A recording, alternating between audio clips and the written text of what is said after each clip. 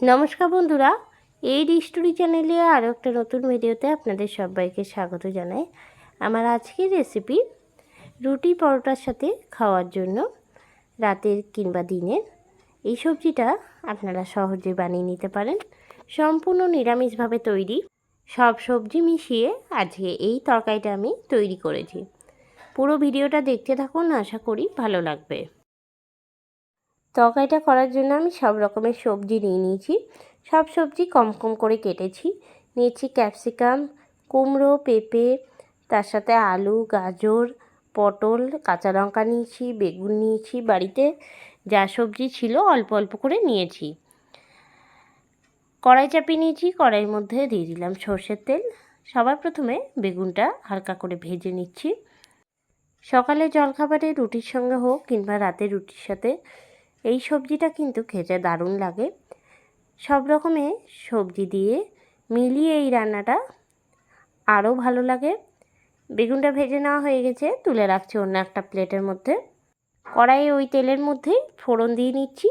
ফোড়নে দিচ্ছি একটা শুকনো লঙ্কা আর তার সাথে দিচ্ছি হাফ চামচ গোটা জিরে। ফোড়নটা ভালো করে রেডি করে নেব। ফোড়ন থেকে সুন্দর গন্ধ বের হলে ধুয়ে রাখা সবজিগুলো জল থেকে ছেঁকে ছেঁকে দিয়ে দিলাম। সব সবজিগুলো দিয়ে নিয়ে ভালো করে নাড়িয়ে নেব। খুব বেশি ভাজার কিন্তু প্রয়োজন নেই। সব সবজি দিয়ে নিয়ে হালকা করে নাড়িয়ে নেব। দিয়ে দেবো এর মধ্যে গ্রেট করে রাখা আদা। আদাটা বাটাও আপনারা দিতে পারেন, তবে আমি গ্রেট করে নিয়েছি। 1 ইঞ্চির মতন আদা দিলাম।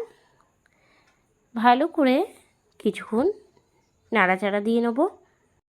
দিচ্ছি পরিমাণ মতন লবণ আর দিচ্ছি হলুদের গুঁড়ো হাফ চামচ। দিয়ে দেবো 1.5 চামচ জিরে গুঁড়ো। আর কিন্তু এর মধ্যে কোনো মশলার ব্যবহার আমি করব না, শুধুমাত্র জিরে গুঁড়ো দিয়েই আমি রান্নাটা করব। দিয়ে দিলাম সামান্য পরিমাণে কাশ্মীরি লঙ্কার গুঁড়ো।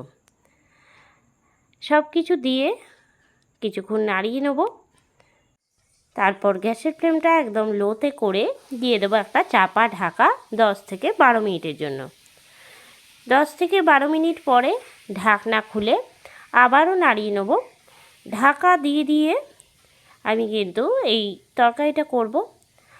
আর ঢাকা দিয়ে দিয়ে সবজি যদি কষানো হয় তাহলে কিন্তু অনেকটা পরিমাণে এর থেকে জলও ছাড়ে। সবজিগুলো অনেকটাই প্রায় সিদ্ধ হয়ে এসেছে। দিয়ে দিলাম আগে থেকে ভেজে রাখা বেগুনটা, তার সাথে ঝালের জন্য কাঁচা লঙ্কা। ঢাকা দিয়ে আবারও কিছুক্ষণ রান্না করে নেব। সবজিগুলো সব সিদ্ধ হয়ে যাওয়ার পর দিয়ে দেবো এর মধ্যে চিনি। যেহেতু রুটির তরকারি তার জন্য একটুখানি মিষ্টি মিষ্টি হলে ভালো লাগে। আমি এখানে 1.5 চামচের মতন দিলাম চিনি। আবারও নাড়িয়ে নিচ্ছি।